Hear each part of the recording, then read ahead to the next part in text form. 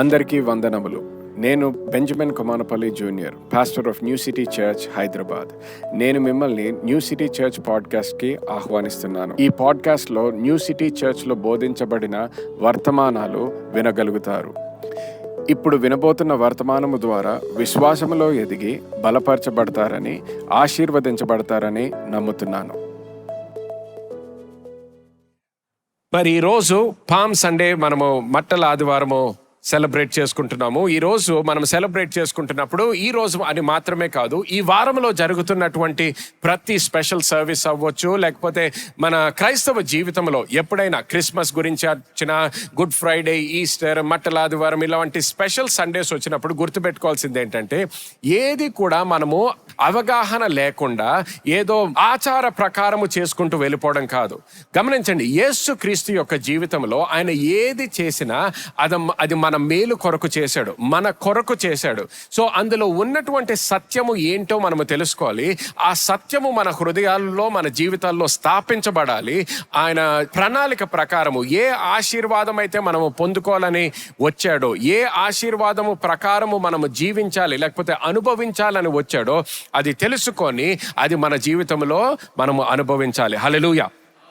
Okay, so గమనించండి, ఏది చేసినా మనం మేలు కొరకు చేశాడు. సో ఆ రోజు ఎప్పుడైతే యేసుక్రీస్తు యెరూషలేములోకి వెళ్ళడము మొదలు పెట్టాడో, అది కూడా మన కొరకు చేశాడు అనేది మనము గుర్తించాలన్నమాట. నమ్మిన వాళ్ళందరూ హల్లెలూయా అనండి. హల్లెలూయా. సో గుర్తుపెట్టుకోండి, ఈ రోజు ఏ కార్యాలు అయితే మొదలవుతుందో, ఈ వారం అంతా కూడా హోలీ వీక్ అంటాం, పరిశుద్ధ వారం అంటాం. ఆ వారంలో జరిగిన ప్రతి కార్యము కూడా చాలా ముఖ్యమైనటువంటి కార్యములు అన్నమాట. అనేక మంది స్కాలర్స్ కూడా అంటారు, the events that happened in this week or the most important events in human history. ఈ వారంలో జరిగినటువంటి కార్యములు మన చరిత్ర, మానవుడి యొక్క చరిత్రలో అన్నిటికన్నా ముఖ్యమైనటువంటి కార్యములు జరిగినాయి అన్నమాట ఈ పరిశుద్ధ వారములో. సో గమనించండి, యేసుక్రీస్తు గురించి గమనించినప్పుడు, యేసుక్రీస్తు యొక్క గుర్తింపు గురించి, ఆయన ఐడెంటిటీ గురించి ఆలోచించినప్పుడు, ఆయన ఎటువంటి పరిచర్య చేశాడు అనేది గమనించినప్పుడు 3 విషయాలు గుర్తుపెట్టుకోవాలన్నమాట. యేసుక్రీస్తు యొక్క 3 పరిచర్యల గురించి ఒక నిమిషం గమనిద్దాం. నంబర్ 1, ప్రవక్తగా ఆయన పరిచర్య చేశాడు. రెండవది, యాజకుడిగా పరిచర్య చేశాడు. అలాగే మూడోది, ఒక రాజుగా కూడా ఆయన పరిచర్య చేశాడు అనమాట. So Jesus Christ occupied all 3 offices. 3 పరిచర్యలు కూడా ఆయన జీవితంలో మనము చూస్తున్నాం అనమాట. నంబర్ 1, ప్రవక్తగా ఆయన పరిచర్య చేశాడు. నంబర్ 2, యాజకునిగా కూడా ఆయన పరిచర్య చేశాడు. అండ్ నంబర్ 3, ఒక రాజుగా కూడా ఆయన పరిచర్య చేశాడు అన్నమాట. సో గమనించండి, నంబర్ 1, ప్రవక్త అంటే ఆయన పరిచర్య ఏంటి? ముఖ్యంగా యేసుక్రీస్తు గురించి మాత్రమే కాదు, కానీ మన పాత నిబంధనలో కూడా అనేక మంది ప్రవక్తల్ని మనము చూస్తాము. ప్రవక్త ఏం చేస్తాడు? ప్రవక్త దేవుని నుంచి మానవులకి వినాల్సినటువంటి మాట విడుదల చేస్తాడు అనమాట. So he is playing the role of a mediator between God and man. దేవునికి మానవునికి మధ్యవర్తిగా తన పాత్రను పోషిస్తూ ఉన్నాడు. మధ్యవర్తిగా ఉంటున్నాడు ఒక ప్రవక్త అన్నమాట. సో ఇక్కడ దేవుడు ఏదైనా ప్రజలతో మాట్లాడాలంటే, లేకపోతే దేవుని యొక్క మనసు తెలుసుకోవాలి, దేవుని యొక్క ఆలోచనలు తెలుసుకోవాలంటే, ఇప్పుడు ఆ ప్రవక్త దేవుని యొక్క మనసు తెలుసుకొని అది ప్రజలకి తెలియచేస్తాడనమాట. ఇప్పుడు అంత మాత్రమే కాదు, కానీ ఇప్పుడు యాజకుడి యొక్క జీవితం చూసినట్లయితే అక్కడ కూడా హీఈస్ ఎ మీడియేటర్, మధ్యవర్తిగా చేస్తున్నాడు. కానీ ఇక్కడ మధ్యవర్తిగా ఎలా చేస్తున్నాడు? ఇక్కడ ప్రజల యొక్క ప్రార్థనలు అవ్వచ్చు, ప్రజల యొక్క బలి అర్పణ అవ్వచ్చు, అది ఆయన తీసుకొని ఇప్పుడు అది దేవునికి అప్పచెప్పుతున్నాడు అనమాట. దేవుని సన్నిధిలోకి తీసుకెళ్తున్నాడు. సో గమనించండి, ఒక ప్రవక్త ఏమో దేవుని సన్నిధి నుంచి మాట తీసుకొచ్చి ప్రజలకి విడుదల చేస్తున్నాడు. కానీ ఇప్పుడు యాజకుడు ఏం చేస్తున్నాడు?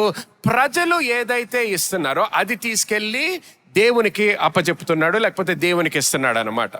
అంత మాత్రమే కాదు, రాజు యొక్క జీవితం కూడా గమనించినట్లయితే పాత నిబంధనలో కూడా చూస్తే ప్రతిసారి ఒక రాజుని దేవుడు ఇచ్చినప్పుడు, రాజు అక్కడ ఎందుకున్నాడంటే దేవుని యొక్క ఆలోచనలు, అక్కడ ఉన్న ప్రజల కొరకు దేవుని యొక్క ఆలోచన, దేవుని యొక్క ప్రణాళిక ఉన్నటువంటి రాజ్యములో స్థాపించడము కొరకు దేవుడు ఒక రాజుని పెడతాడనమాట. So the king's responsibility is to establish the government of God for the people at that time. రాజు యొక్క బాధ్యత ఆ కాలపు ప్రజల కొరకు దేవుని యొక్క ప్రభుత్వమును, రాజ్యమును స్థాపించుటై ఉన్నది. సో యేసుక్రీస్తు జీవితం చూసినట్లయితే ఈ 3 పరిచర్యలు, ఈ 3 గుర్తింపులు కూడా ఆయన జీవితంలో చూస్తాము. సో ప్రత్యేకంగా ఇప్పుడు మత్తయి సువార్త 21వ అధ్యాయానికి మన బైబిల్ తెరుచుకుందాం. చూడండి, మాథ్యూ చాప్టర్ 21. మత్తయి సువార్త 21వ అధ్యాయంలో మొదటి 11 వచనాల్లో ఈ మట్టల ఆదివారము జరిగినటువంటి సంఘటనలు మనము చూస్తున్నాము. Let's read verse first 1, 2 and 3 వచనాలు చదవండి. మత్తయి సువార్త 21వ అధ్యాయం మొదటి 3 వచనాలు. తర్వాత యెరూషలేమునకు సమీపించి ఒలివ చెట్ల కొండ దగ్గర ఉన్న బెత్పేగకు వచ్చినప్పుడు యేసు తన శిష్యుల్లో 2 చూచి, మీ ఎదుటనున్న గ్రామమునకు వెళ్ళుడి. వెళ్ళగానే కట్టబడి ఉన్న ఒక గాడిదయు దానితోనున్న ఒక గాడిద పిల్లియు మీకు కనబడును. వాటిని విప్పి నా యొద్దకు తోలుకొని రండి. ఎవడైనను మీతో ఏమైనను అనిన ఎడల అవి ప్రభువునకు కావలసి ఉన్నవని చెప్పవలెను. వెంటనే అతడు వాటిని తోలిపెట్టునని చెప్పి వారిని పంపెను. హల్లెలూయా. ఇప్పుడు 6వ వచనం నుంచి చదవండి మళ్ళీ. శిష్యులు వెళ్ళి యేసు తమకు ఆజ్ఞాపించిన ప్రకారము చేసి ఆ గాడిదను దాని పిల్లను తోలుకొని వచ్చి వాటి మీద తమ బట్టలు వేయగా ఆయన బట్టల మీద కూర్చుండెను. జన సమూహంలోను అనేకులు తమ బట్టలు దారి పొడుగుగా పరిచిరి, కొందరు చెట్ల కొమ్మలు నరికి దారి పొడుగున పరిచిరి.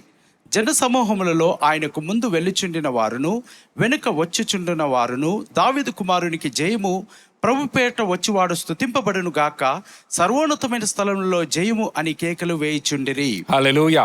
ఆయన యెరూషలేములోనికి వచ్చినప్పుడు పట్టణమంతయు ఈయన ఎవరో అని కలవరపడెను. జన సమూహము ఈయన గలిలయలోని నజరేతు వాడగు ప్రవక్త అయిన యేసు అని చెప్పిరి.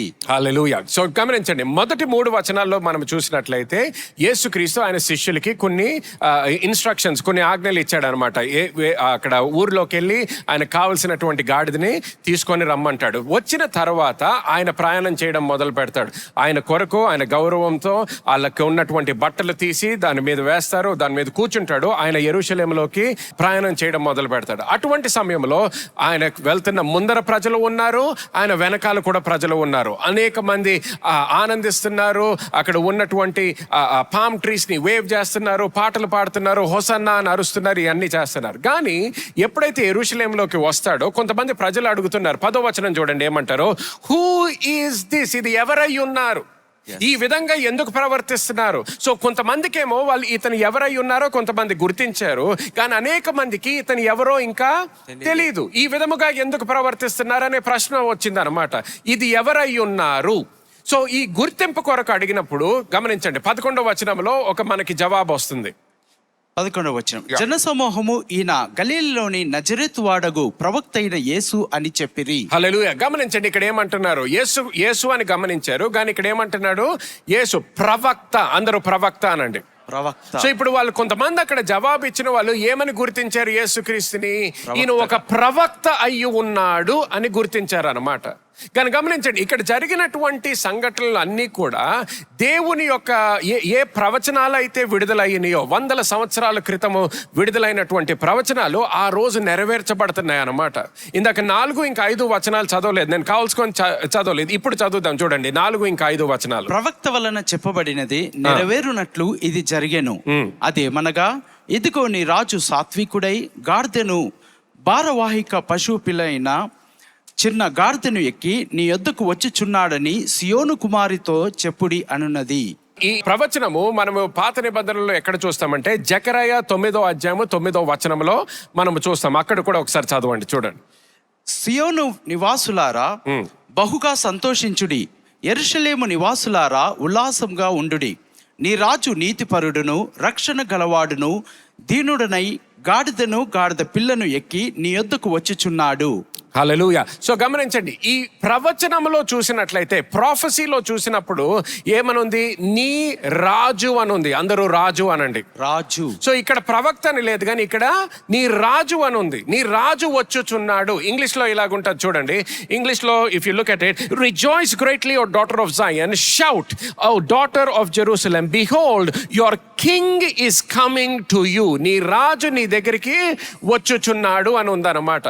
సో గమనించండి, రాజుల గురించి కూడా ఆలోచించినట్లయితే ప్రజలు ఎప్పుడు కూడా రాజు దగ్గరికి వెళ్తారు, కలుసుకోవడానికన్నా, మాట్లాడడానికన్నా, ఏదైనా పని చేయించుకోవడానికన్నా, దేని కొరకైనా ప్రజలు రాజు దగ్గరికి వెళ్తాడు. కానీ ఇక్కడ మొట్టమొదటిసారి ఏం చూస్తున్నాము, రాజే ప్రజల దగ్గరకు వస్తున్నాడంట. హల్లెలూయా.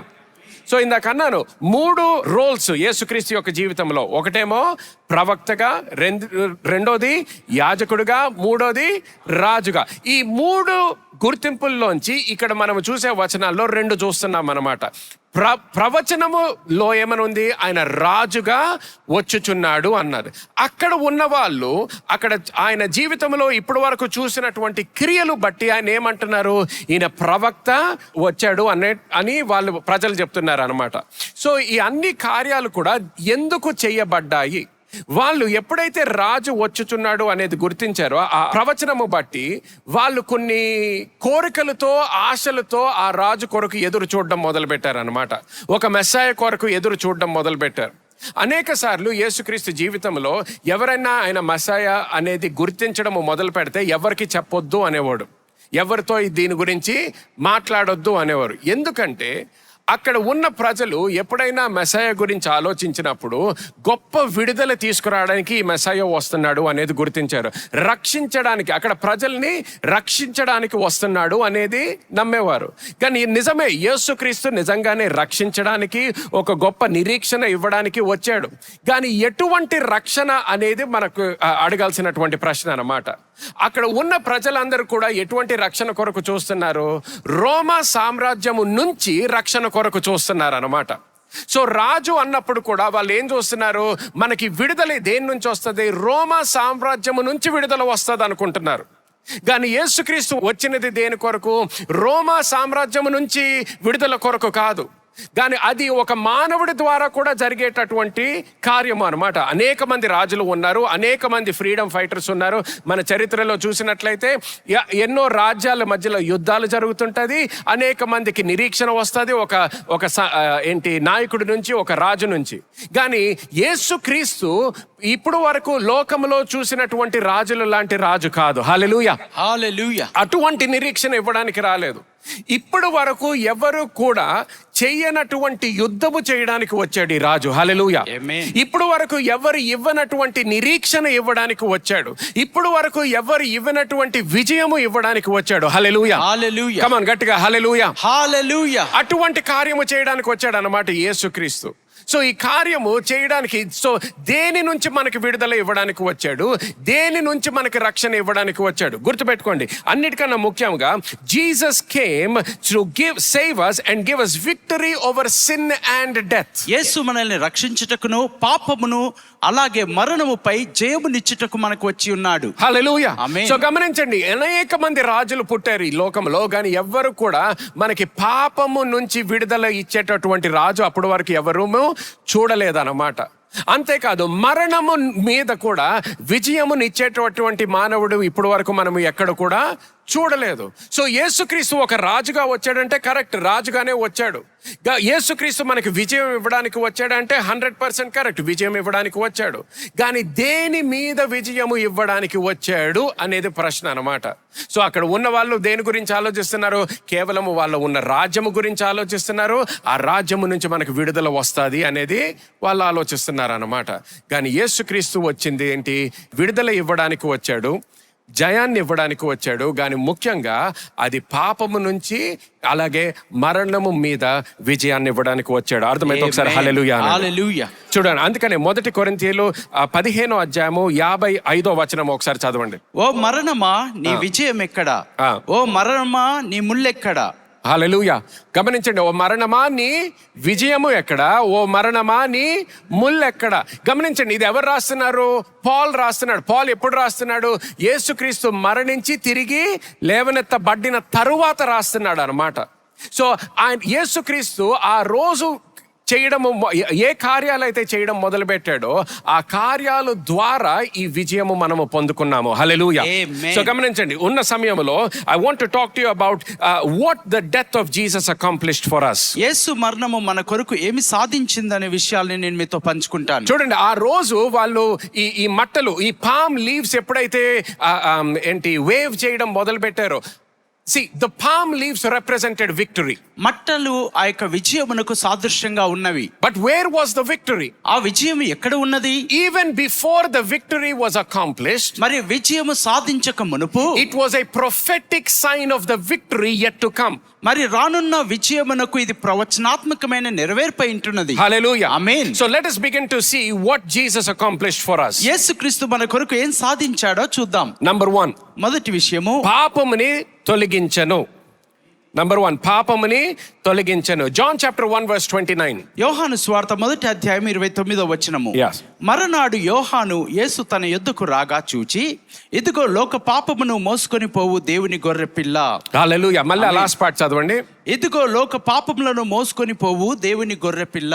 ఇదిగో లోకము యొక్క పాపమును మోసుకొని పోవు అని ఉంది. Yes. మోసుకొని పోవు. ఇంగ్లీష్ లో ఏమని ఉంటదంటే the perfect lamb of God that takes away the sins of the world. ఈ లోక పాపములను తీసివేసే దేవుని పరిపూర్ణమైన గొర్రెపిల్ల. హల్లెలూయా. సో గమనించండి, ఈ లోకములో పాపము ఉన్నది, కానీ ఏ రాజు కూడా ఈ పాపాన్ని తీసేటటువంటి శక్తి ఏ రాజుకి లేదు. సో యేసుక్రీస్తు ఎప్పుడైతే వచ్చాడో, the Bible says he is the perfect lamb of God. ఆయన దేవుని యొక్క పరిపూర్ణమైన గొర్రెపిల్ల అయి ఉన్నాడు. దేవుని యొక్క గొర్రెపిల్ల. ఎవరి గొర్రెపిల్ల? దేవుని యొక్క గొర్రెపిల్ల. గమనించండి, దేవుని యొక్క ప్రేమ కృప ఇక్కడ మనకి ఏ విధంగా కనిపిస్తుందో. ముందర ఎప్పుడు కూడా ఒక గొర్రెపిల్లని ఒక యాజకుడి దగ్గరికి తీసుకొచ్చినట్లయితే పాపము చేసినటువంటి వ్యక్తి ఆ గొర్రెపిల్లని తీసుకొచ్చేవాడు అనమాట. కానీ ఇక్కడ గమనించండి, ఇక్కడ గొర్రెపిల్లని ఎవరు తీసుకొచ్చారు? దేవుడు తీసుకొచ్చాడు. దేవుడు పంపించాడు. దేవుని యొక్క గొర్రెపిల్ల. ఇప్పుడు చూడండి, నేను పాత నిబంధనలో జీవిస్తున్నాను అనుకోండి, నేను యాజకుని దగ్గరికి నా గొర్రెపిల్లని తీసుకొస్తే ఆ గొర్రెపిల్ల నా గొర్రెపిల్ల. ఆ గొర్రెపిల్ల యొక్క రక్తము ద్వారా నా పాపమును దేవుడు కప్పేవాడు అన్నమాట. కానీ ఇక్కడ దేవుని యొక్క గొర్రెపిల్ల పంపిస్తున్నాడు. ఎవరి కొరకు? నీ కొరకు, నా కొరకు. అందరూ నా కొరకు అనండి. మన పాపము కొరకు, నా పాపము కొరకు అనండి. సో ఇక్కడ చూడండి, యోహాను ఎప్పుడైతే చూశాడో యేసుక్రీస్తుని ఏమంటున్నాడు? The perfect lamb of God, దేవుని యొక్క గొర్రెపిల్ల, that takes away the sins of the world. పాపము యొక్క, లోకములో ఉన్నటువంటి పాపమునంతా తీసివేసేటటువంటి గొర్రెపిల్ల అంట. అందరు హల్లెలూయా అనండి. సో లోకములో ఎంత పాపం ఉన్నా కూడా క్రైస్తవులు లేరు ఆ సమయానికి. కేవలం యూదులు ఉన్నారు, ఇంకా వేరే వేరే మతాల్లో జీవిస్తున్న వ్యక్తులు ఉన్నారు. కానీ లోకం అంతటిలో అది యూదులు చేసిన పాపం అయి ఉండొచ్చు, లేకపోతే అన్యులు చేసిన పాపం అయి ఉండొచ్చు, కానీ అందరి పాపము కూడా తీసుకెళ్లేటటువంటి గొర్రె పిల్లగా యేసుక్రీస్తుని తండ్రి మన కొరకు పంపించాడు. హల్లెలూయా. చూడండి, యెషయా గ్రంథము 53వ అధ్యాయము 6వ వచనం ఒకసారి చదువుతాం. మనమందరము గొర్రెల వలె త్రోవ తప్పిపోతిమి, మనలో ప్రతి వాడును తనకిష్టమైన త్రోవకు తొలగెను. యెహోవా మనమందరి దోషము అతని మీద మోపెను. అందరి దోషం. హల్లెలూయా. చూడండి, మన పాపముని ఎవరి మీద వేసాడంట? యేసుక్రీస్తు మీద వేసాడంట. యేసుక్రీస్తు మనము చెయ్యలేనటువంటి కార్యము యేసుక్రీస్తు మన కొరకు చేశాడు. హెబ్రీయులకి రాసిన పత్రిక 9వ అధ్యాయానికి బైబిల్ తెరుచుకుందాం. 25, 26 వచనాలు చదువుదాం. చూడండి. అంతేకాదు, ప్రధాన యాజకుడు ప్రతి సంవత్సరము తనది కాని రక్తము తీసుకొని పరిశుద్ధ స్థలములోనికి ప్రవేశించినట్లు ఆయన అనేక పర్యాయములు తన్ను తాను అర్పించుకొనుటకు ప్రవేశింపలేదు. అట్లైన ఎడల జగత్పునాది వేయబడినది మొదలుకొని ఆయన అనేక పర్యాయములు శ్రమ పడవలసి వచ్చును. అయితే ఆయన యుగములు సమాప్తి యందు తన్ను తానే బలిగా అర్పించుకొనుట వలన పాప నివారణ చేయుటకై ఒక్కసారే ప్రత్యక్షపరచబడెను. హల్లెలూయా. గమనించండి, అక్కడ లాస్ట్ లో ఏమనుందో? ఒక్కసారే. అందరూ ఒక్కసారే అనండి. ఒక్కసారి చేశాడంటే ఈ కార్యము, మళ్ళీ మళ్ళీ చేయాల్సినటువంటి అవసరము లేదు.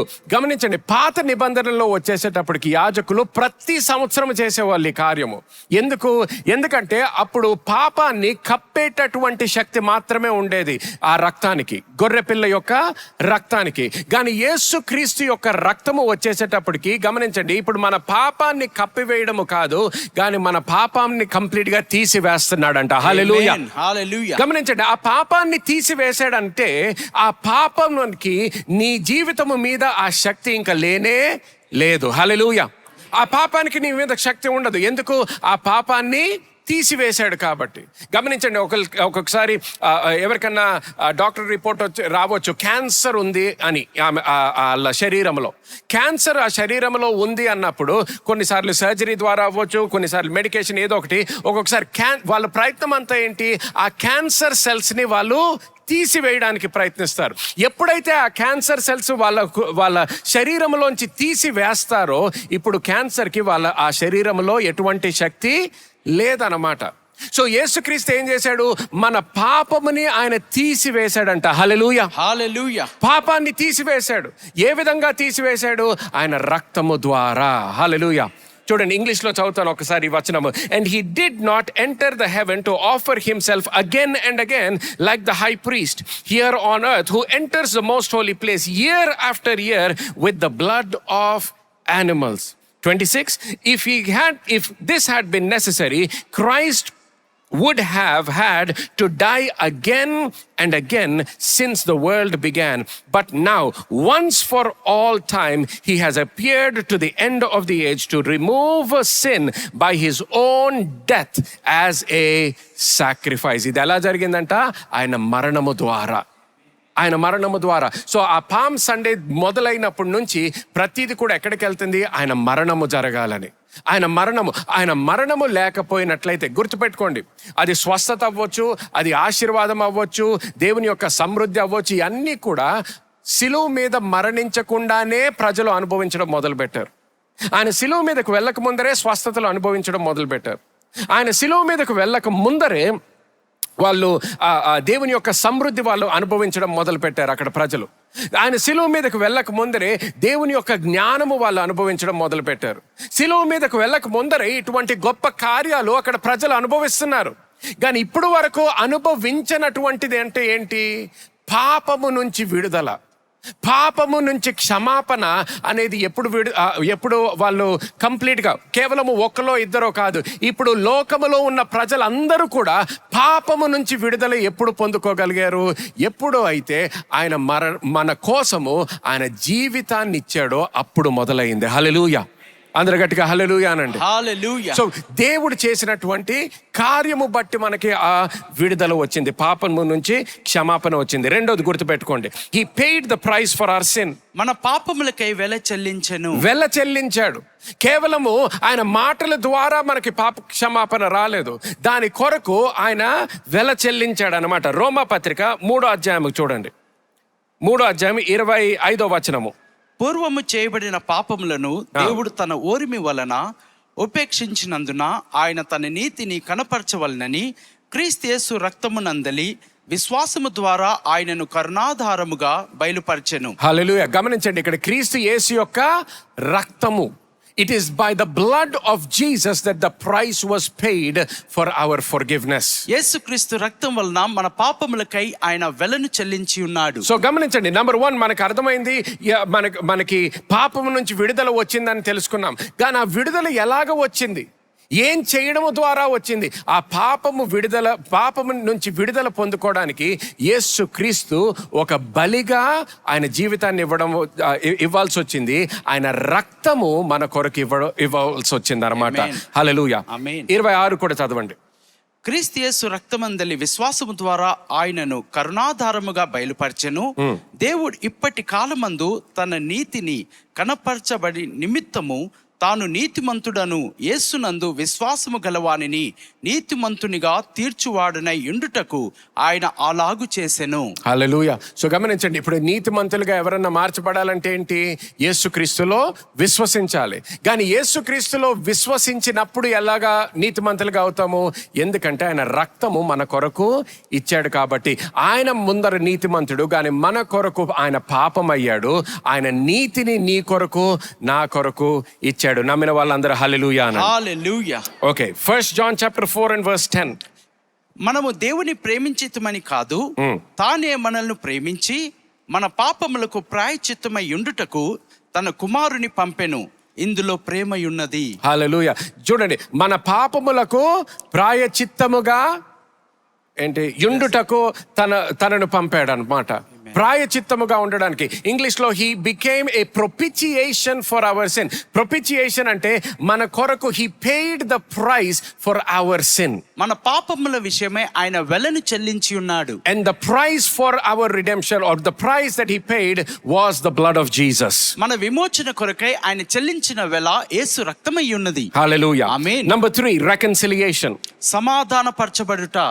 Reconciliation. What did the death of Jesus accomplish for us? యేసుక్రీస్తు యొక్క మరణము మనకు ఏమి సాధించి ఉన్నదంటే, It accomplished the reconciliation between God and man. మానవునికి దేవునికి మధ్య ఉన్న వ్యవధిని తీసివేసి సమాధానపరిచి ఉన్నది. హల్లెలూయా. Amen. గమనించండి, పాత నిబంధనలో కూడా దేవునితో మాట్లాడేవారు. పాత నిబంధనలో కూడా దేవుడు నా ప్రజలు అని ఇజ్రాయేల్ దేశాన్ని లేకపోతే యూదులతో మాట్లాడేవాడు. కానీ ఏ విధముగా అయితే ఆదాము దేవుడికి సంబంధం ఉండిందో అటువంటి సంబంధము లేదన్నమాట. సో యేసుక్రీస్తుని ఎందుకు పంపించాడు? ముందర ఎటువంటి సంబంధం ఉండిందో, మానవుడిని సృష్టించినప్పుడు ఏ విధముగా దేవుడు ఆయనతో మాట్లాడాలనుకున్నాడో, ఏ విధముగా సహవాసము చేయాలనుకున్నాడో, ఏ విధముగా ఆయన స్వరము ఆయన వినాలనుకున్నాడో, మళ్ళీ ఆ స్థానానికి వెళ్ళడానికి యేసుక్రీస్తుని పంపించాడు అనమాట. చూడండి, రోమన్స్ చాప్టర్ 5, రోమ పత్రిక 5వ అధ్యాయము 10వ వచనము. ఏలే అనగా శత్రువులమై ఉండగా ఆయన కుమారుని మరణము ద్వారా మనము దేవునితో సమాధాన పరచబడిన ఎడల. ఆగండి, మళ్ళీ చదవండి. ఆయన మరణము ద్వారా. ఆయన దేని ద్వారా? మరణము ద్వారా. గట్టిగా చెప్పండి. ఆయన కుమారుని మరణము ఆయన ద్వారా. కుమారుని మరణము ద్వారా.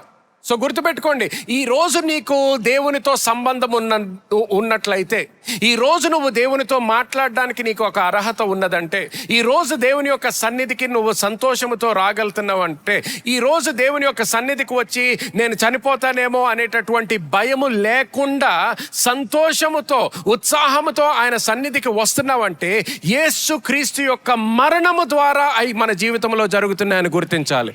హల్లెలూయా, హల్లెలూయా. యేసుక్రీస్తుకు ఒకసారి గట్టిగా చప్పట్లు కొడదాం. ఆయన మరణము ద్వారా, మనము చేసినటువంటి క్రియల ద్వారా కాదు, ఆయన మరణము ద్వారా మనకి అవకాశము వచ్చినది అనమాట. Continue please. మళ్ళీ చదవండి ఆ పాట. కుమారుని మరణము ద్వారా మనము దేవునితో సమాధాన పరచబడిన ఎడల సమాధాన పరచబడిన వారమై ఆయన జీవించుట చేత మరి నిశ్చయముగా రక్షింపబడుదుము. హల్లెలూయా. అంతేకాదు, మన ప్రభు అయిన యేసుక్రీస్తు ద్వారా మనము దేవుని యందు అతిశయపడుచున్నాము. ఆయన ద్వారానే మనము ఇప్పుడు సమాధాన స్థితి పొంది ఉన్నాము. హల్లెలూయా. ఇప్పుడు మనము సమాధాన స్థితి పొంది ఉన్నాము. పొందుకుంటాము కాదు, పొంది ఉన్నాము. కానీ ఏ విధముగా పొందుకున్నాము? మనము చేసిన క్రియలు బట్టి కాదు. అందుకని పాత నిబంధనలు అంతా కూడా వాళ్ళు చేసిన క్రియలు బట్టి సమాధానము కొరకు ఎదురు చూసేవారు. కానీ ఇప్పుడు మనము పాపము చేసిన తర్వాత కూడా ఆయన రక్షకుడిగా వచ్చాడు. రక్షకుడిగా రావడము మాత్రమే కాదు, ఇప్పుడు మనల్ని సమాధాన పరిచాడంట దేవునితో. హల్లెలూయా. We are reconciled back to the Father. మనము తండ్రి అయిన దేవునితో తిరిగి సమాధాన పరచబడి ఉన్నాము. Go with me to 2 Corinthians chapter 5. కొరింథీయులకు రాసిన 2వ పత్రిక 5వ అధ్యాయము 17వ వచనం నుంచి చదువుదాం. కాగా ఎవడైనా నువ్వు క్రీస్తేసునందున్న ఎడల వాడు నూతన సృష్టి, పాతవి గతించెను, ఇదిగో సమస్తము క్రొత్తవాయెను. సమస్తమును దేవుని వలనైనవి, ఆయన మనల్ని క్రీస్తు ద్వారా తనతో సమాధాన పరచుకొని. ఆగండి, ఎవరి ద్వారా? క్రీస్తు ద్వారా. ఎవరి ద్వారా? క్రీస్తు ద్వారా. ఎవరి ద్వారా? క్రీస్తు ద్వారా. క్రీస్తు ద్వారా. ఇది ఎప్పుడూ మర్చిపోవద్దు. ఒక్కొక్కసారి మనకు అలవాటు అయిపోతుంది. ఇప్పుడు నేను దేవునితో మాట్లాడగలుగుతాను, తండ్రితో మాట్లాడగలుగుతాను, దేవుని యొక్క సన్నిధిలోకి వెళ్తాను. ప్రతిదీ కూడా క్రీస్తు చేసిన కార్యము ద్వారానే మనం ఇవన్నీ కూడా అనుభవిస్తున్నాము. హల్లెలూయా. ఆమేన్. So continue please. క్రీస్తు ద్వారా తనతో సమాధాన పరుచుకొని ఆ సమాధాన పరుచు పరిచర్యను మాకు అనుగ్రహించెను. హల్లెలూయా. సో ఇప్పుడు మనకు ఒకటి అనుగ్రహింపబడ్డదంట. ఏంటి అది? క్రీస్తు ద్వారా, క్రీస్తు చేసిన కార్యము ద్వారా మనము సమాధాన పరచబడ్డాము. కానీ అక్కడితో దేవుడు ఆగిపోలేదు. ఎందుకంటే ఆయన ప్రణాళిక, ఆయన కోరిక ఏంటి? లోకములో ఉన్న ప్రతి మానవుడు కూడా ఆయనతో సహవాసము చెయ్యాలనేది.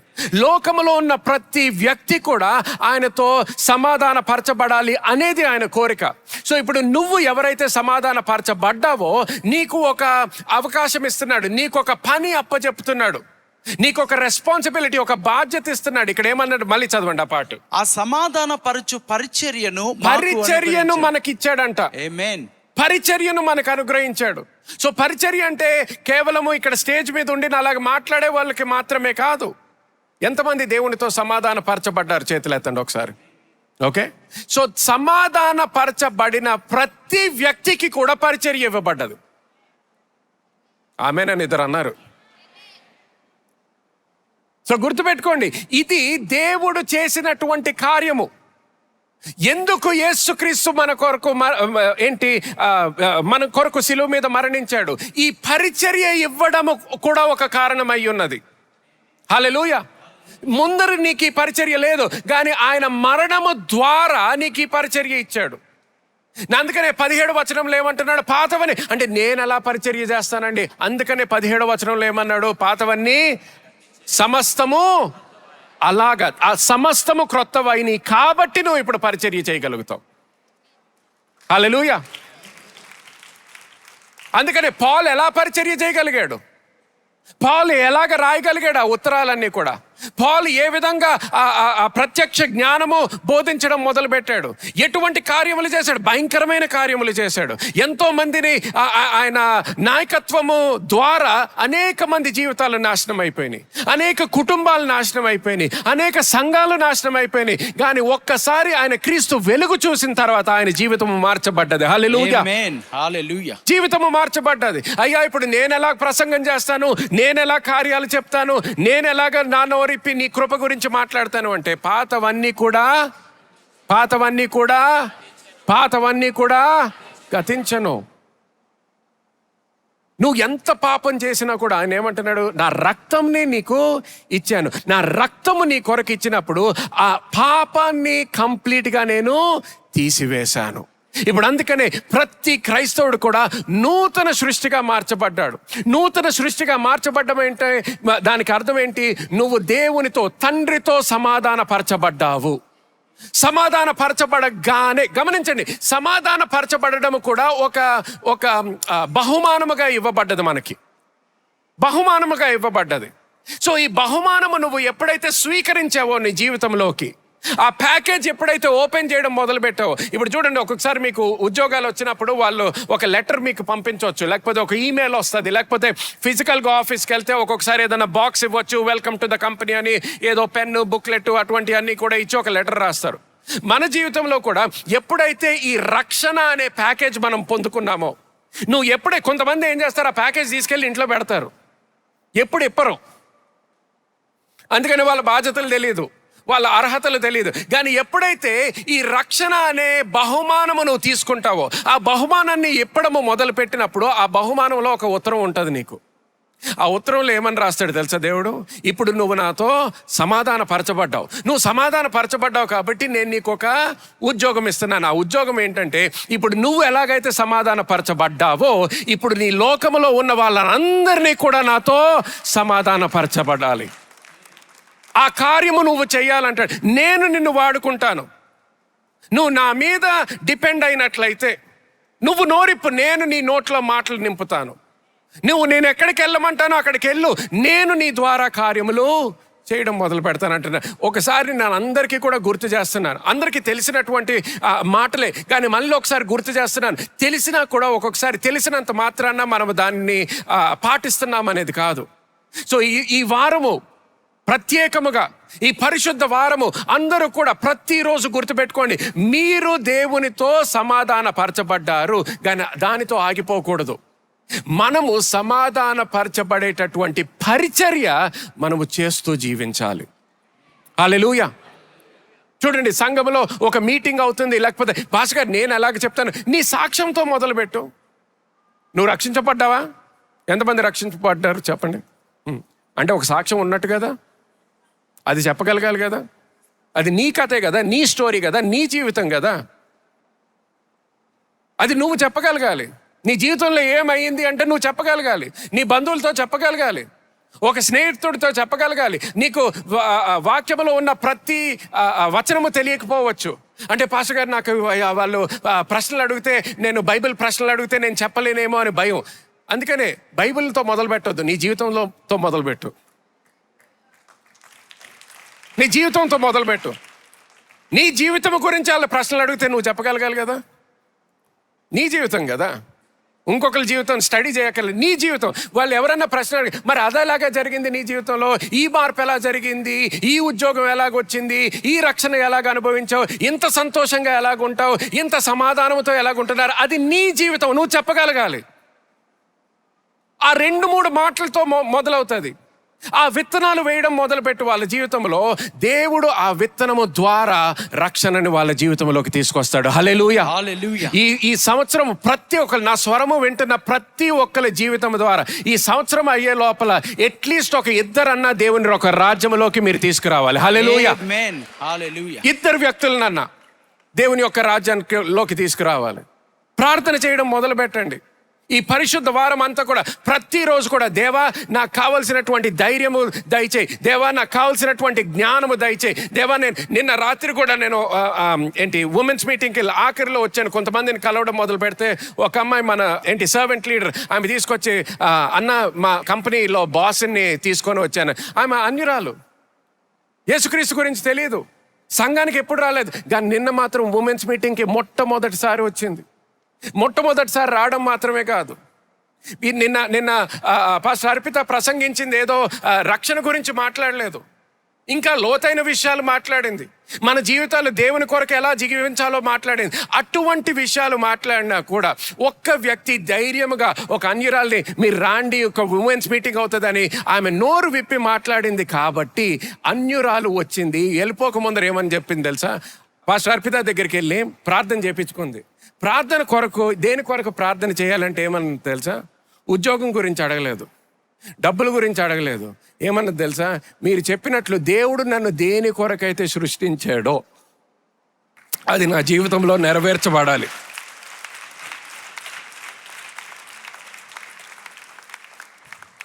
యేసుక్రీస్తు యొక్క రక్షణ కూడా ఇంకా ఫుల్గా అర్థం లేదు, కానీ ఒక్కటి మాత్రం ఆ రోజు విత్తనం నాటబడ్డది. గమనించండి ఏమని ప్రార్థన చేసిందో. దేవుడు నన్ను దేని కొరకైతే సృష్టించాడో అది నెరవేర్చబడ, నేను ఈ లోకాన్ని విడిచిపెట్టక ముందర అది నేను చేసేటట్టు ప్రార్థన చేయండి అని ప్రార్థన చేయించుకొని వెళ్ళింది. చూడండి, ఒక అన్యురాలతో దేవుడు అంత లోతైన విషయం మాట్లాడగలిగితే, మనము క్రైస్తవులుగా ఉండి బైబిల్స్ పట్టుకొని చర్చకు వచ్చి దేవుని యొక్క ఆశీర్వాదము చూసి, కృప చూసి, ఆయన చేసినటువంటి మేలు అన్నీ తెలిసి, వచనాలు తెలుసు, బైబిల్ స్టడీస్ తెలిసి, ఇదంతా చేసిన తర్వాత కూడా దేవుడు అప్పచెప్పినటువంటి పరిచర్యతో మనం ఏం చేస్తున్నాము? సంవత్సరాలు అయిపోయిన తర్వాత కూడా లాస్ట్ ఎప్పుడు మాట్లాడాము ఒక అన్యురాలతో ఎప్పుడు మాట్లాడావు? నీ సాక్ష్యం ఎన్ని రోజులు అయిపోయింది నీ సాక్ష్యం ఒకరికి చెప్పుకొని? ఎన్ని వారాలు అయిపోయింది నీ సాక్ష్యం ఒకరితో చెప్పుకొని? ఎన్ని నెలలు? అనేక మందికి ఎన్ని సంవత్సరాలు ఒక్కరితో చెప్పుకొని? ఒకరి కొరకు ప్రార్థన చేసి ఎన్ని రోజులు అయిపోయింది? ఒక అన్యుడి కొరకు, మీరున్నటువంటి హాస్టల్లో ఆ కుక్ కొరకు ప్రార్థన చేసి, ఆ వాచ్మెన్ కొరకు ప్రార్థన చేసి, మీరుండేటటువంటి అపార్ట్మెంట్ కాంప్లెక్స్లో సెక్యూరిటీ వాళ్ళకి ప్రార్థన చేసి, వాళ్ళు ఏదన్నా బాధలో ఉన్నట్లయితే, అనారోగ్యంతో బాధపడుతున్నట్లయితే, వాళ్ళు లేకపోతే మీ ఇంట్లో వచ్చి పని చేసుకొని వెళ్ళిపోయే వాళ్ళకి, ఊడిచి వెళ్ళిపోయే వాళ్ళకి ఒకసారి ఏంటమ్మా బాధగా ఉందా, ప్రతిసారి అమ్మ కొద్దిగా డబ్బులు ఇస్తారా, అది ఇస్తారా, ఇది ఇస్తారా అని చెప్పినప్పుడు వాళ్ళ బాధలు ఏదన్నా చెప్పుకుంటున్నట్లయితే సరే సాయం చేస్తాను, కానీ సాయం చేయకముందరా ఇదిగో ఒక వాక్యం చెప్తాను నీకు. సాయం చేయకముందరా యేసుక్రీస్తు ఏం చేయగలుగుతాడో నేను చెప్తాను.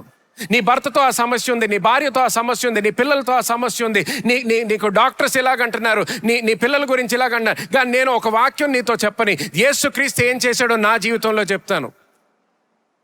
మొన్న మా సంఘంలో జరిగినటువంటి ఒక సాక్ష్యం నేను నీకు చెప్తాను. దాంతో నీకు ధైర్యం వస్తుంది, దాంతో నీకు బలం వస్తుంది, దాంతో నీకు విశ్వాసం వస్తుంది, దేవుడు నీకు మేలు చేస్తాడు అని నీ నోరు విప్పి ఎప్పుడు ఇంకొకరిని ఆశీర్వదించావు. గమనించండి, ఆ పరిచర్య చేయాలంటే కేవలం స్టేజ్ మీద నుంచోవడం కాదు, నీ జీవితమే నీ స్టేజ్. హల్లెలూయా. నీ జీవితమే నీ స్టేజ్, నీ ఆఫీసే నీ స్టేజ్, నీ బిజినెస్సే నీ స్టేజ్, నీ కాలేజే నీ స్టేజ్, నీ యూనివర్సిటీ, నీ క్లాస్ రూమ్, నువ్వు ఎక్కడ ఉన్నట్లయితే అది నీ స్టేజ్. యేసుక్రీస్తు పరిచర్య ఎక్కడ చేశాడు? సినగోగులో ఉంటే సినగోగులో మాట్లాడాడు, కానీ రోడ్డు మీద ఉంటే రోడ్డు మీద పరిచర్య చేశాడు. ఇంట్లో ఉంటే ఇంట్లో పరిచర్య చేశాడు.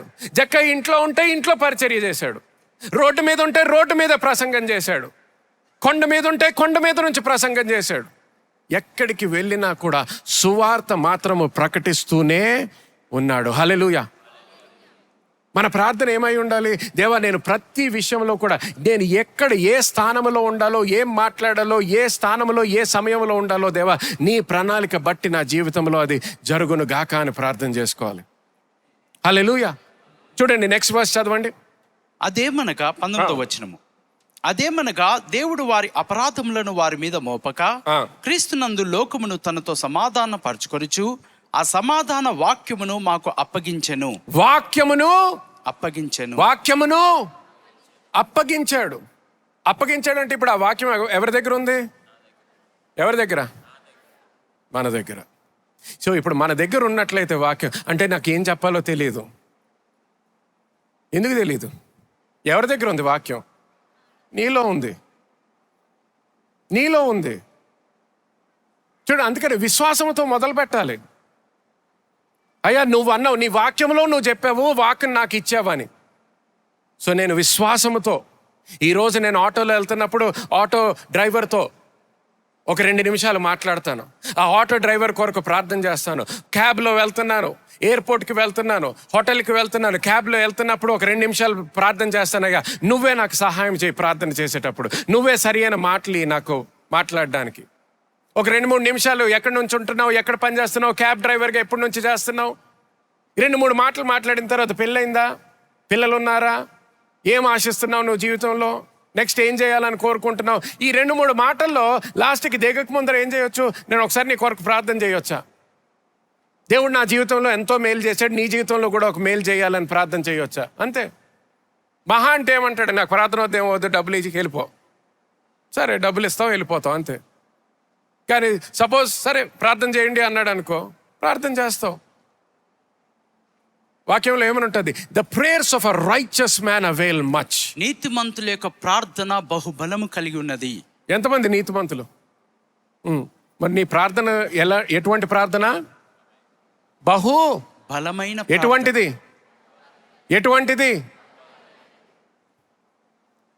అంటే 2 నిమిషాలు అలా ప్రార్థన చేస్తే ఏదో అయిపోద్దా పాస్టర్ గారు? ఎందుకు అవ్వదు?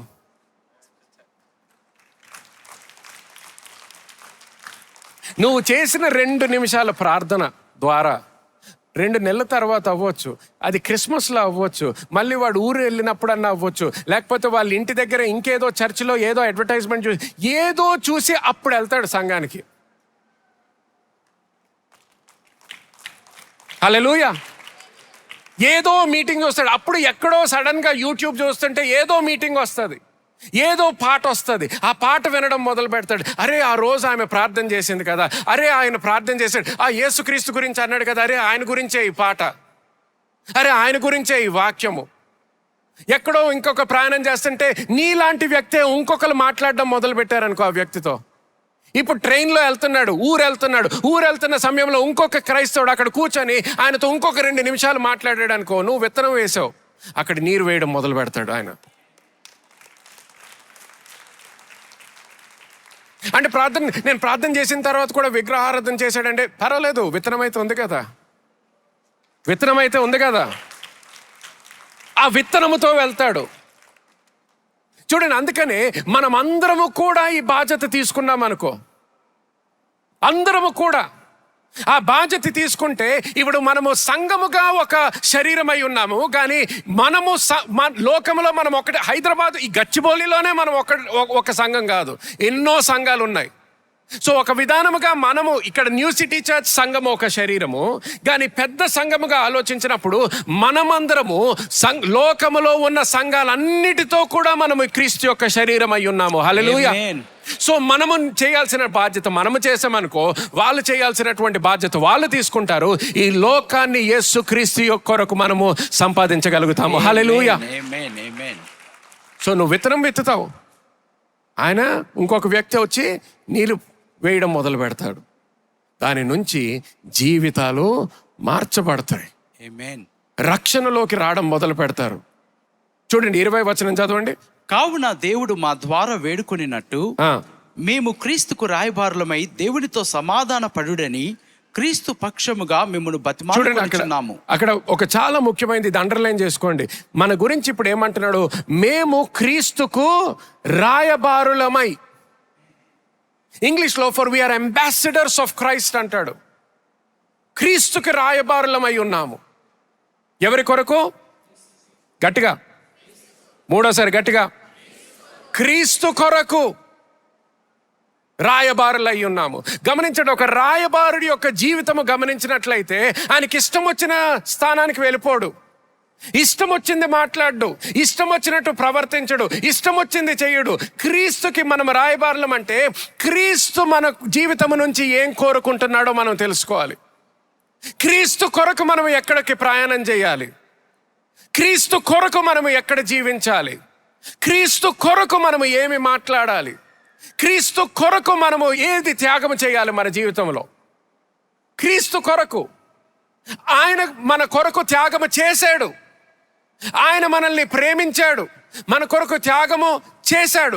ఇప్పుడు ఆయన ప్రేమ మనం పొందుకున్న తర్వాత, ఆయన కృప మనము పొందుకున్న తర్వాత, ఇప్పుడు మనము ఆయన క్రీస్తు యొక్క రాయబారులము కాబట్టి ఇప్పుడు మనము ఆయన కొరకు జీవించడము మొదలు పెట్టాలి. హల్లెలూయా.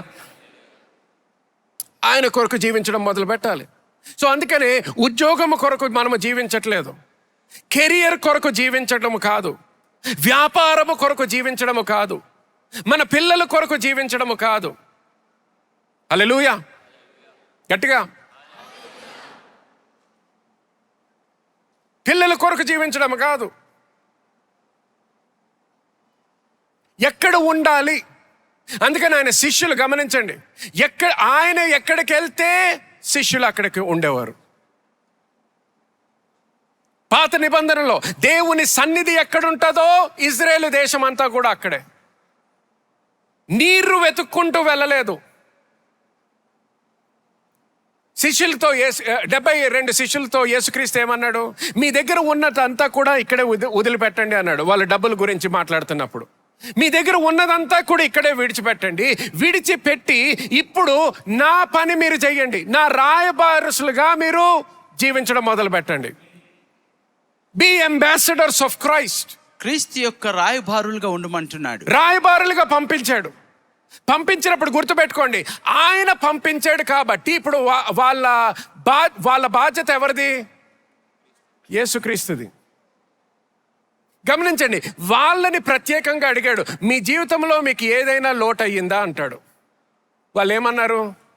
ఏది కూడా లోటు కాలేదు అంటాడు. కానీ గమనించండి, రోడ్డు మీద ఉన్న వాళ్ళని అందరినీ అడగలేదు ఆ ప్రశ్న. పరిచర్యలో ఉన్న వాళ్ళందరినీ అడగలేదు, మీకేమన్నా లోటైందా, మీకేమన్నా లోటైందా, మీకేమన్నా లోటైందా అని. ఎవరిని అడిగాడు? ఆ 72 మందిని మాత్రం అడిగాడు, మీకేమన్నా లోటయిందా. వాళ్ళది ఉన్నదంతా కూడా అక్కడ విడిచిపెట్టమన్నాడు. కానీ వాళ్ళని అడిగాడు, మీకేమన్నా లోటైందా? ఎందుకు? మీరు నేను చెప్పిన దాన్ని బట్టి మీరు జీవిస్తున్నారు కాబట్టి.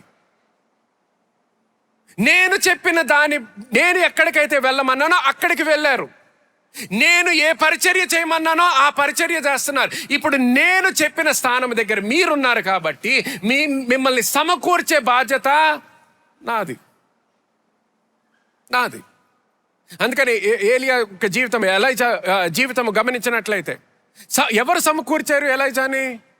దేవుడు. ఆయనకి ఎక్కడైనా లోటు అవుతున్నప్పుడు ఆయనకి ఇన్స్ట్రక్షన్ వచ్చేది, నెక్స్ట్ ఇక్కడికి వెళ్ళు, నెక్స్ట్ ఇక్కడికి వెళ్ళు, నెక్స్ట్ ఇక్కడికి వెళ్ళు, నెక్స్ట్ ఇక్కడికి వెళ్ళు.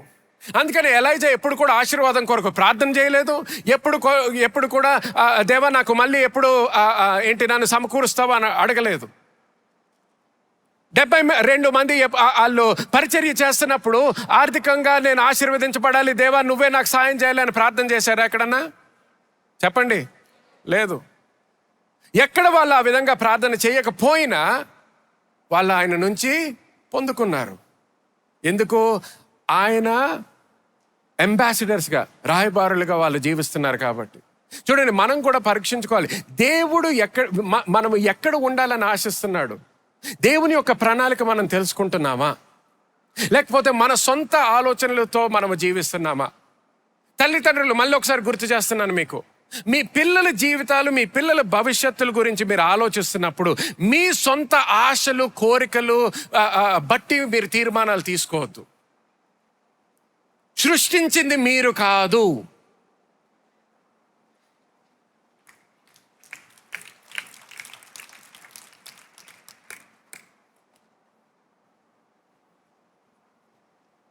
జీవమునిచ్చింది మీరు కాదు. వాళ్ళకున్నటువంటి జీవము దేవుడిచ్చాడు. దేవుడు ఎప్పుడైతే నీ నీ నీ నీ నీ కడుపులో ఆ బిడ్డను పెట్టాడో, ఎప్పుడైతే నిన్ను తల్లిగా చేశాడు, ఎప్పుడైతే నిన్ను తండ్రిగా చేశాడో, నీకు ఒక బాధ్యత ఇచ్చాడు ఆయన. ఆ బాధ్యత ఏంటి? ఏ ప్రణాళిక అయితే నెరవేర్చబడాలని కోరుకుంటున్నానో ఆ ప్రణాళిక నెరవేర్చబడేటట్టు నువ్వు ఆ పిల్లోడికి సహాయం చేయి, ఆ పాపకి సహాయం చేయి. నీ ప్రణాళిక అయ్యేటట్టు కాదు, నా ప్రణాళిక ఆ వ్యక్తి జీవితంలో. హల్లెలూయా. సో చిన్నప్పటి నుంచి మనం ఏం చెప్పాలి వాళ్ళకి? దేవుడు నిన్ను సృష్టించాడు రా, దేవుడికి నీ పట్ల ఒక గొప్ప ప్రణాళిక కలిగి ఉన్నాడు. ఆ ప్రణాళిక నీ స్నేహితుల నుంచి రాదు, నువ్వు నీ స్నేహితుల నుంచి నేర్చుకోక్కర్లేదు, నీ స్నేహితుల ప్రకారం నువ్వు జీవించక్కర్లేదు. దేవుడు నిన్ను సృష్టించాడు, దేవుడు నీకు జీవాన్ని ఇచ్చాడు, దేవుడు నిన్ను గొప్ప వ్యక్తిగా వాడుకోబోతున్నాడు. హల్లెలూయా. గమనించండి, వాడుకుంటున్నాడు అంటే అందరూ పరిచర్యలోకి వచ్చేయాలని కాదు. ఇంజనీర్ అయితే దేవుడు నిన్ను ఒక గొప్ప ఇంజనీర్గా చేస్తున్నాడు. హల్లెలూయా. గవర్నమెంట్లోకి వెళ్ళాలంటే కేవలం గవర్నమెంట్ జాబ్ గురించి ఆలోచించొద్దు, గవర్నమెంట్లో ఒక హై పొజిషన్ గురించి ఆలోచించండి. హల్లెలూయా. గవర్నమెంట్ జాబ్ దేని కొరకు వెతకడం మొదలు పెడతారు? కేవలము ఆల్మోస్ట్ ఒక బతుకు తెరువు కొరకు అన్నట్టు. ఇంకా ఈ జాబ్ వస్తే ఇంకా లైఫ్ లాంగ్ హౌసింగ్ చూసుకోక్కర్లేదు, లైఫ్ లాంగ్ మనకి జాబ్ పోతుందని భయం ఉండక్కర్లేదు అనేటటువంటి ఆలోచనతో మొదలు పెడతారు గవర్నమెంట్ జాబ్ అని. కానీ గమనించండి, దేవుడు ఏమంటున్నాడు? నేను గవర్నమెంట్కి నేను పంపిస్తుంటే కూడా రాయబారులుగా నేను పంపిస్తున్నాను అంటున్నాడు. You're going as ambassadors. రాయబారులుగా మీరు వెళ్తూ ఉన్నారు. నువ్వు ఎక్కడికి వెళ్ళినా, అమెరికాకి వెళ్ళినా గుర్తుపెట్టుకో, ఎందుకు వెళ్తున్నావు అమెరికా? నువ్వు దేవుడు పంపించినందుకు అమెరికా వెళ్ళడం మొదలుపెట్టు. యూకేకి వెళ్తుంటే ఎందుకు వెళ్తున్నావు? దేవుడు పంపించినందుకు. సమస్య ఏంటంటే చాలాసార్లు మన సొంత ఆలోచనల ప్రకారము మనము తీర్మానము తీసుకున్న తరువాత అప్పుడు మనము ప్రార్థన చేయడం మొదలు పెడతాం. దేవా నన్ను ఆశీర్వదించయ్యా, దేవా నన్ను ఆశీర్వదించు, దేవా నన్ను ఆశీర్వదించు. అదే నువ్వు దేవుని యొక్క ప్రణాళిక బట్టి జీవించావు అనుకో, నువ్వు ఆశీర్వదించు అని ప్రార్థన కూడా చేయక్కర్లేదు. ఎందుకు? ఆ ఆజ్ఞలోనే ఆయన ఆశీర్వాదం ఉన్నది. హల్లెలూయా. ఆ ప్రణాళికలోనే ఆయన ఆశీర్వాదము ఉన్నది. హల్లెలూయా. నమ్మిన వాళ్ళు గట్టిగా హల్లెలూయా అనండి. దేవునికి ఒకసారి గట్టిగా చప్పట్లు కొడతాము. ఆమేన్. హల్లెలూయా. Continue reading please. 21వ వచనం. ఎందుకనగా మనం ఆయన యందు దేవుని నీతి అగునట్లు పాపమెరుగని ఆయనను మన కోసము పాపముగా చేసెను. హల్లెలూయా. పాపము ఎరగనటువంటి ఆయనని మన కొరకు పాపముగా చేశాడు. ఎందుకు? మనము నీతిమంతులుగా మార్చబడడానికి. హల్లెలూయా. చూడండి, సమయం ఎక్కువ లేదు, ఇది జస్ట్ నోట్ చేసుకోండి. కొలసీలకు రాసిన పత్రిక 1వ అధ్యాయం 19 ఇంకా 20 వచనాలు, అది కూడా మీరు నోట్ చేసుకోవాలని కోరుకుంటున్నాను. Next, number 4, the fourth thing that we have received through the death of Jesus is redemption. యేసు మరణం ద్వారా మనం స్వీకరించిన 4వ విషయం ఏంటంటే ఆయన విమోచనం మనం పొందుకొని ఉన్నాము. హల్లెలూయా. Okay, we have received redemption.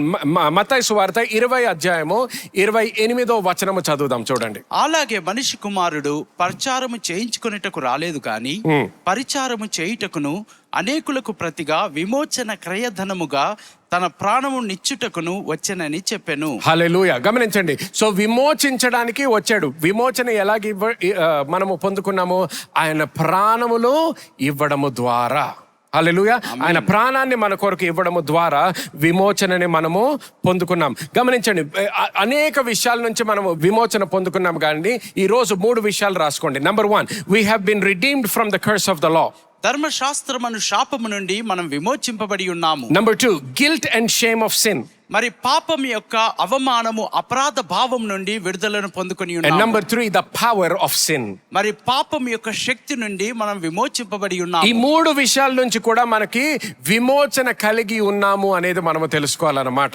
చూడండి, మొట్టమొదటిగా ద కర్స్ ఆఫ్ ద లా. ధర్మశాస్త్రం యొక్క శాపము. ధర్మశాస్త్రం యొక్క శాపము. ద్వితీయోపదేశకాండం 28వ అధ్యాయం మనం చదివినట్లయితే అక్కడ మనము ఆశీర్వాదము ఇంకా శాపము గురించి చదువుతాం. ఆ శాపములో అనేక విషయాలు మనం తెలుసుకుంటాం. కానీ ఎన్ని విషయాలు తెలుసుకున్నా, ఎన్ని శాపాల గురించి తెలుసుకున్నా, ఎటువంటి శాపం అయినా కూడా ఒక్కటి మాత్రము మనము గుర్తుపెట్టుకోవాల్సింది ఏంటంటే, క్రీస్తులో ఉన్న ప్రతి వ్యక్తికి కూడా ఆ శాపము నుంచి మనము విమోచింపబడ్డాము. హల్లెలూయా. సో ఎవరు ఏ శాపము గురించి మాట్లాడుతున్నా, క్రీస్తులో ఉన్నట్లయితే నువ్వు భయపడాల్సిన అవసరత లేదు. నీకు విమోచన కలిగి ఉన్నది. హల్లెలూయా. సో చూడండి, గలతీయులకు రాసిన పత్రిక 3వ అధ్యాయం 13వ వచనంలో రాసి ఉంటుంది. ఒకసారి తెలుగులో చదవండి. ఆత్మను గూర్చిన వాగ్దానము విశ్వాసం వల్ల మనకు లభించినట్లు అబ్రహాము పొందిన ఆశీర్వచనము క్రీస్తు ద్వారా అన్ని జనులకు కలుగుటకై క్రీస్తు మన కోసము శాపమై మనల్ని ధర్మశాస్త్రం యొక్క శాపము నుండి విమోచించెను. హల్లెలూయా. ధర్మశాస్త్రం యొక్క శాపము నుంచి విమోచించెను. ఓకే, చూడండి, ఇంకొక 2 వచనాలు కూడా నోట్ చేసుకోండి. రోమా పత్రిక 3వ అధ్యాయము 24వ వచనము కూడా. Romans chapter 3 and verse 24. అలాగే 1 Peter chapter 1 verse 18 and 19. అది చదవండి ఒకసారి. 1 Peter chapter 1.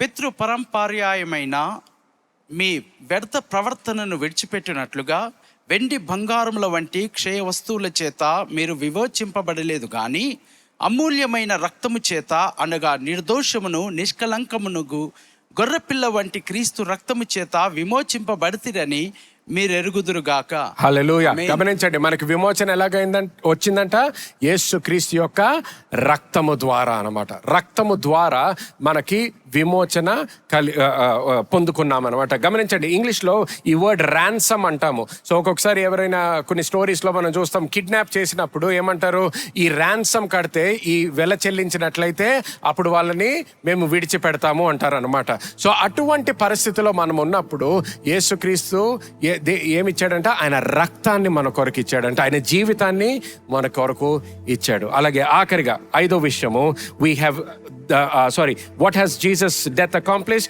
Defeated darkness. అంధకారమును జయించెను. హల్లెలూయా.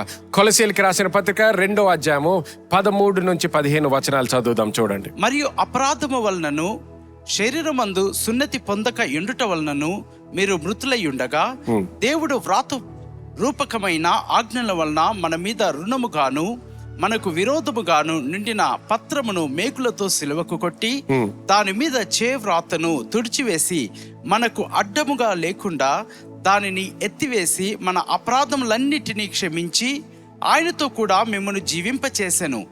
ఆయన ప్రధానులను అధికారులను నిరాయుధులుగా చేసి సిలువ చేత జయోత్సాహముతో వారిని పట్టి తెచ్చి బాహాటముగా వేడుకకు కనపరచెను. The Bible says you were dead because of your sins and because of your sinful nature. మీ అపరాధములను బట్టి, పాప స్వభావం బట్టి మీరు చచ్చిన వారై ఉండగా, you were cut away from God. మీరు దేవుని నుండి దూరంగా ఉన్నారు. Verse 14 the Bible says, in verse 13 he says, then God made you alive with Christ, for he forgave all your sins. ఆయన మీ పాపములను క్షమించి క్రీస్తుతో కూడా మిమ్మల్ని జీవింపచేసెను. Verse 14 14వ వచనం. He cancelled the record of the charges against us and took it away by nailing it to the cross. ఆయన మన యొక్క అపరాధములను, విరోధముగా ఉన్న పత్రములను మేకులతో సిలువకు కొట్టి దాని మీద ఉన్న చేవ్రాతను తుడిచివేశాడు. నా గమనించండి, మీరు ఒక సమయంలో మనము పాపములో జీవిస్తున్నప్పుడు, పాపం నుంచి బయటకు వచ్చిన తర్వాత కూడా, నూతన సృష్టిగా మార్చబడిన తర్వాత కూడా, ఒక్కొక్కసారి నువ్వు తప్పు చేసినప్పుడు, పాపము చేసినప్పుడు, లేకపోతే నువ్వు దేవునికి సరి అయినటువంటి విధేయత చూపించినప్పుడు, సాతాను వచ్చి నీతో మాట్లాడడం మొదలు పెట్టవచ్చు. సాతాను మళ్ళీ నిన్ను దేవుడు ఎలా వాడుకుంటాడు, దేవుడు నిన్నెలాగా ఆశీర్వదిస్తాడు, దేవుడు నిన్నెలా క్షమిస్తాడు, దేవుడు నిన్ను నీ కుటుంబాన్ని ఎలా దీవిస్తాడు, ఇటువంటి ప్రశ్నలు రావడం మొదలు పెట్టవచ్చు. ప్రశ్నలు వచ్చినప్పుడు గుర్తుపెట్టుకోండి, యేసు క్రీస్తు నీ కొరకు నా కొరకు ఏం చేశాడో గుర్తుపెట్టుకోవాలన్నమాట. 14వ వచనం మళ్ళీ ఒకసారి. He cancel the record of the charges against us. అంటే ఎంత పెద్ద ఛార్జ్ షీట్ ఉన్నా నీకు వ్యతిరేకముగా, అర్థమవుతుందా? నీ పాపాలన్నీ కూడా ఒక దగ్గర రాసి పెట్టినా కూడా ఆ లిస్ట్ అంతటిని ఏం చేశాడంట, తీసుకొని he took it away by nailing it to the cross. వాటిని సిలువకు మేకులతో కొట్టుట వలన వాటిని తీసివేసి ఉన్నాడు. గమనించండి, ఎప్పుడైతే ఆ లిస్ట్ అంతటిని కూడా సిలువ మీద మేకులతో కొట్టాడు. 15వ వచనము. ఇన్ దిస్ వే, అంటే ఇది చేయడము ద్వారా, he disarmed the spiritual rulers and authorities. మరి ఆత్మీయమైనటువంటి ప్రధానులను, అధికారులను నిరాయుధులుగా చేశాడు. నిరాయుధముగా చేశాడు. ఎలా నిరాయుధముగా చేశాడు? నీకు వ్యతిరేకముగా ఉన్న లిస్ట్ అంతా కూడా, అంటే నువ్వు ఇక్కడ మిస్ అయ్యావు, ఇక్కడ మిస్ అయ్యావు, ఎంత పాపం చేసావు, ఆ లిస్ట్ అంతటిని కూడా ఆయన తీసుకున్నాడంట. హల్లెలూయా. చూడండి, ఒక్కొక్కసారి పోలీస్ కేసు వెళ్ళినప్పుడు, లాయర్స్తో మాట్లాడుతున్నప్పుడు ఛార్జ్ షీట్ అంటారు. ఛార్జ్ షీట్ అంటే ఏంటి? నువ్వు ఎక్కడైతే లాస్ని వయలేట్ చేసావో, ఎక్కడైతే తప్పులు చేసావో, అదంతా కూడా ఛార్జ్ షీట్లో రాసి ఉంటుంది. సో ఇక్కడ ఏమంటున్నాడు, ఆ ఛార్జ్ షీట్ని ఆయన తీసివేశాడంట నీ జీవితం నుంచి. హల్లెలూయా. గమనించండి, ఆ ఛార్జ్ షీట్ని తీసివేసి ఏం చేశాడు, దాన్ని సిలువ మీద పెట్టాడంట. సిలువ మీద పెట్టినప్పుడు ఇప్పుడు ఏమంటున్నాడంటే, so he disarmed the spiritual rulers and authorities. ఆయన ప్రధానులను, అధికారులను నిరాయుధులుగా చేశాడు. అప్పుడు ఎవరైతే నీకు వ్యతిరేకముగా ఉన్నారు, అంటే ఇక్కడ సాతాను గురించి మాట్లాడుతున్నాము. సాతాను ఎప్పుడైతే నీకు వ్యతిరేకముగా ఉన్నాడో, నువ్వు ఇక్కడ తప్పు చేసావు, నువ్వు దీనికి ఇందువలన శాపం ఉంటుంది, ఇందువలన దేవుడు నిన్ను వాడుకోడు, ఇందువలన ఎప్పుడు నీ జీవితం ఇదే స్థానంలో ఉంటుంది, ఇటువంటి మాటలు వస్తున్నప్పుడు నువ్వు గుర్తుపెట్టుకోవాలి, యేసుక్రీస్తు నీ కొరకు ఏం చేశాడో ఆ ఛార్జ్ షీట్ అంతా నా జీవితంలో లేదు అనేది నువ్వు గుర్తుపెట్టుకోవాలి. హల్లెలూయా. ఆ ఛార్జ్ షీట్ అంతా కూడా తీసి వేశాడు.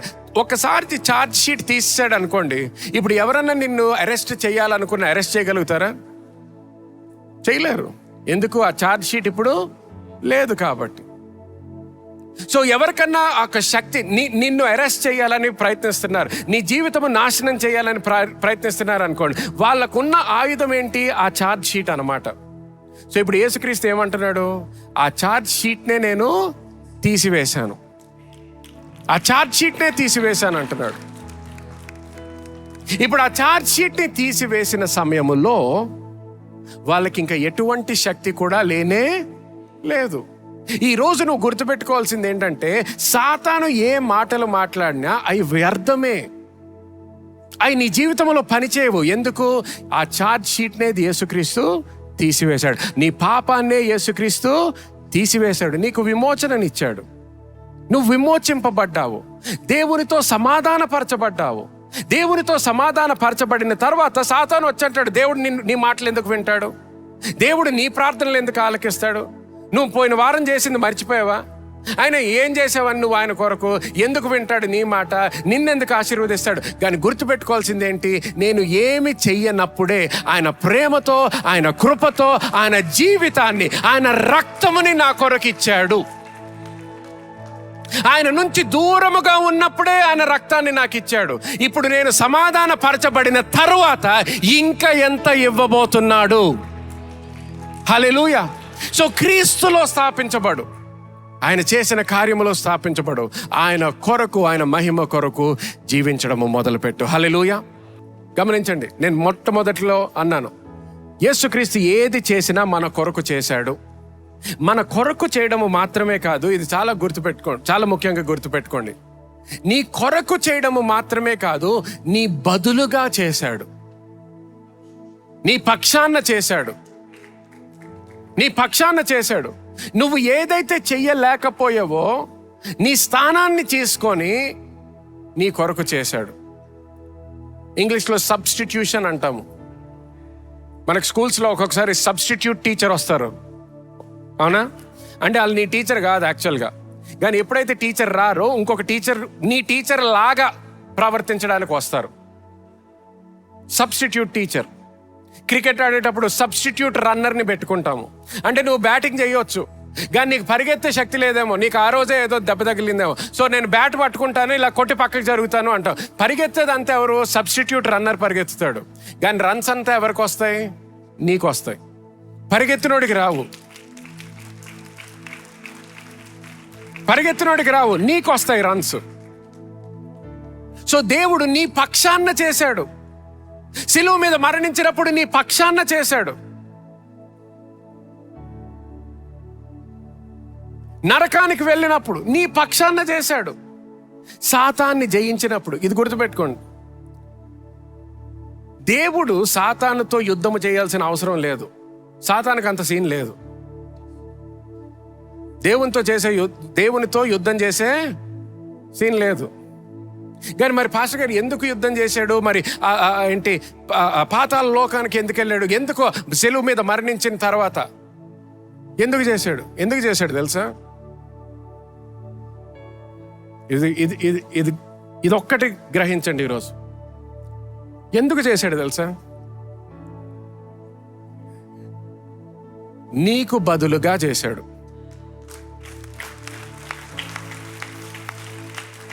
దేవుడిగా వెళ్ళలేదు అక్కడికి, నరకానికి దేవుడిగా వెళ్ళలేదు. నరకానికి ఒక మానవుడిగా వెళ్ళాడు. నీ స్థానంలో వెళ్ళాడు, నా స్థానంలో వెళ్ళాడు. సాతానుతో యుద్ధం చేయక్కర్లేదు దేవుడు. సాతానికి దేవునితో యుద్ధము చేసేటటువంటి అర్హత కూడా లేదు. కానీ నీతో యుద్ధం చేయడానికి ప్రయత్నిస్తాడు, నాతో యుద్ధం ప్రయత్నిస్తాడు. సో యేసుక్రీస్తు ఏం చేశాడు? నీకు బదులుగా, నాకు బదులుగా ఆయన రక్తాన్ని ఇచ్చాడు. దాంతో ఆగిపోలేదు, నరకానికి కూడా వెళ్ళాడు. నరకము అనుభవించాడు.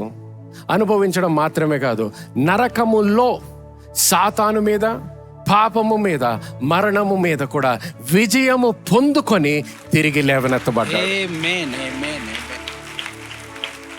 నీకు బదులుగా చేశాడు. సో గమనించండి, నీకు బదులుగా చేశాడంటే, నీకు సబ్స్టిట్యూట్గా చేశాడంటే ఇప్పుడు ఎవరు చేసినట్టు? ఇప్పుడు విజయం ఎవరికి ఉన్నట్టు? హల్లెలూయా. అందుకనే రాజుగా వచ్చాడు.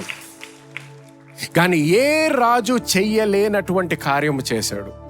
ఏ రాజు ఇవ్వనటువంటి జీవితాన్ని మన కొరకు ఇచ్చాడు.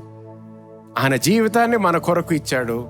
మనము ఇప్పుడు ఆయన కొరకు, ఆయనలో జీవిస్తున్నాము. ఆమేన్, ఆమేన్, హల్లెలూయా. అందరూ కూడా చేతులెత్తండి సమయంలో.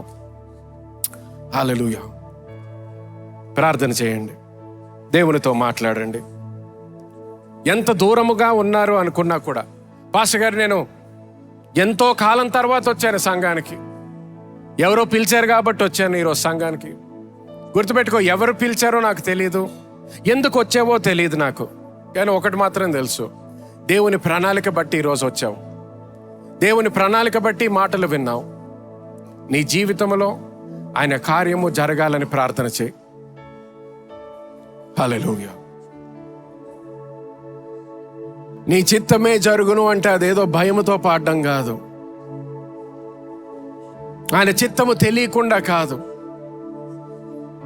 ఆయన వాక్యంలో మనకి తెలియజేశాడు, ఆయన చిత్తము ఎప్పుడు కూడా మన మేలు కొరకుంటుందని. అందుకని భయముతో ప్రార్థన చేయడంగా, దేవా నీ చిత్తమైతే నీ చిత్తం జరుగును అని భయముతో కాదు. కొంతమంది ఆ ప్రార్థన చేయడానికి కూడా భయపడుతుంటారు. భయపడాల్సిన అవసరం లేదు. ఆయన ప్రేమ కలిగిన దేవుడు, కృప కలిగిన దేవుడు, నీ కొరకు మంచి కోరుకుంటున్నాడు. నీ పిల్లల కొరకు మంచి కోరుకుంటున్నాడు. దేవాన్ని నా పిల్లల జీవితంలో నీ చిత్తము జరుగును గాక అని ప్రార్థించడానికి భయపడొద్దు. అమ్మ బాబు ఏం చేసేస్తాడో అండి నా కొడుకుతో నా కూతురుతో భయపడొద్దు. భయము అనేది ఆయన ఇచ్చినటువంటి ఆత్మ కాదు. పిరికితనం ఇవ్వలేదు ఆయన.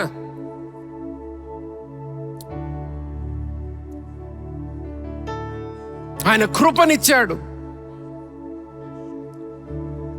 నిన్ను ప్రేమిస్తున్నానన్నాడు. కేవలము మాటలతో అనలేదు, ఆయన కుమారుడిని పంపించాడు. ఆయన కుమారుడు వచ్చి కొన్ని మంచి మాటలు చెప్పలేదు. ఆయన కుమారుడు ఆయన జీవితాన్ని ఇచ్చాడు, ఆయన రక్తాన్ని ఇచ్చాడు, ఆయన మాటనిచ్చాడు, ఆయన విజయాన్ని ఇచ్చాడు, ఆయన నీతినిచ్చాడు, ఆయన గుర్తింపునిచ్చాడు.